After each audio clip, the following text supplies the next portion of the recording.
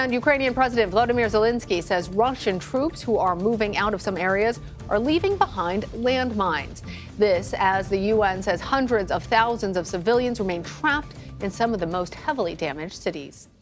For more, I want to bring in Anastacia Galouchka from the International Center for Policy Studies in Kiev. She's also working alongside reporters from the Washington Post. Anastacia, thank you for being here.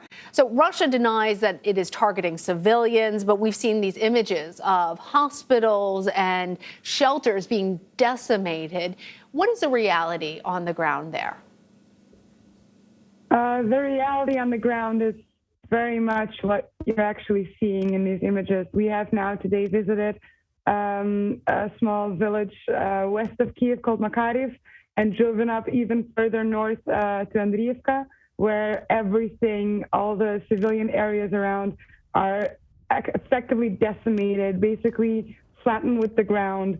Houses are burned down. There's nothing left standing. And the few civilians that we see coming out of the rubble who have spent over a month basically hiding in their basements under Russian occupation are devastated at what they're finding above ground. So we have heard from the U.S. government, we've heard from the Ukrainian government, all accusing Russian officials and President Vladimir Putin of committing war crimes. What are the chances that even if a case was brought to the International Criminal Court, that Putin or any of his colleagues would actually go to trial there? I mean, the chances of Putin going to trial are, historically speaking, very slim. We have seen that in cases in front of the International Criminal Court. Almost all of them, I think, exclusively have been against African countries, against African leaders. There's also not been a precedent about a case successfully, or any case actually being brought forward against a leader that is in possession of a nuclear arsenal, of any nuclear arsenal, let alone the size of Russia's. It's also going to depend massively on the international community and the diplomatic pressure and the seriousness with which the international community handles this case, whether it is willing to go this far and antagonize so large a political player in a country for many, many more years to come. And certainly we know that there are limitations to the ICC. Anastacia, you mentioned Russia's nuclear capabilities. Do you have concerns that Russia might decide to use their nuclear arsenal? I am realizing, and I'm understanding a lot, that when I'm speaking to colleagues in the field, the option of nuclear warfare is not even mentioned. It is not seen as a serious option. And right now, it doesn't seem to be an immediate threat, but I think it may be too early or too presumptuous to rule it out immediately. At the very least, I think this war and the way Putin has established its nuclear power within this war is definitely going to be a trend setter, as dire as the usage of that word may be, for in the international sphere for many years to come. It is a clear signal that the Cold War is far from over. It is a clear signal that nuclear arsenal is definitely still a viable option of, at the very least, exercise political pressure, and at the very worst, straight up decimating the enemy. And I think that completely excluding it right now from the political discourse is way too early. There are also reports that I want to ask you about that President Putin's inner circle are afraid to tell him the truth about what's happening on the ground in Ukraine, and that he's not potentially even getting accurate information. What are the implications of that? First of all, I think those reports, I don't know how much I believe of those reports. At the end of the day, as much as I consider it likely that his generals may not be telling him the entire truth, I also think the man gets his information from a variety of sources. The implications of that may be, though, and we see that happening as well, is that Putin is becoming increasingly paranoid about his inner circle. We see generals being put under house arrest or disappearing, just not showing up in the international or in the public sphere for a long while.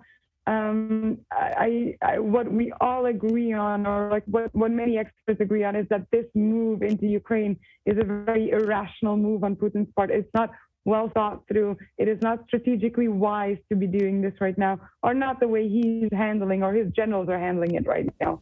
So I think at the very least what we're seeing here is some kind of inner circle that is being filtered out, and that is effectively standing between two hot fires, and is unable to decide whether it's better to lie to Putin and tell him that everything is fine, even though it very much isn't on their part, or to face Putin's wrath, and therefore also effectively end their own careers or lives.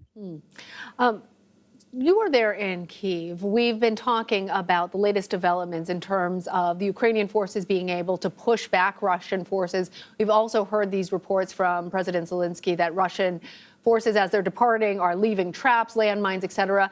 What more can you tell us about this? And what has your experience been? What have you seen? And how safe does the situation feel there in Kiev right now? The situation in Kiev feels safe, feels normal. I see more and more cars in the street every day. Coffee shops are opening, restaurants are opening up. We see people coming back in. Within the city center of Kiev, aside from the amount of block posts, aside from aside from the amount of checkpoints, aside from the amount of military we see on the street, the day-to-day normal life has picked up. But when you go into the outskirts of Kiev, and when you venture as much as 10 kilometers one or another direction, you start seeing the destruction build up. Where we have been today, as I said, Makariv and Andriivka, it is exactly what we saw. These landmines being thrown everywhere. This idea of don't move, don't go down this road, because we haven't been there yet. We haven't scouted it out. There is mines 2 meters to the left of where you just stood. You cannot go into abandoned houses. Or not even abandoned houses, houses where there's still civilians or dead civilians, even worse, that have been simply shot up by Russians upon their arrival. Women, men, children, entire families that have been slaughtered, and we cannot even go into the premises to understand what is going on, because the mining situation is so dire and it is so widespread. It's causing a lot of distress and concern. And for example, the mayor of Makariv has been driving up and down all these newly liberated villages, unaware even, not even unaware, but with disregard to the threat of his own life, being able to drive onto a mine at any given moment, but still so concerned about the citizens and about the civilian casualties that have already been suffered. All right. Anastacia Galouchka, I hope that you and the team there remain safe, as well as everybody there in Kiev. Thank you. Thank you.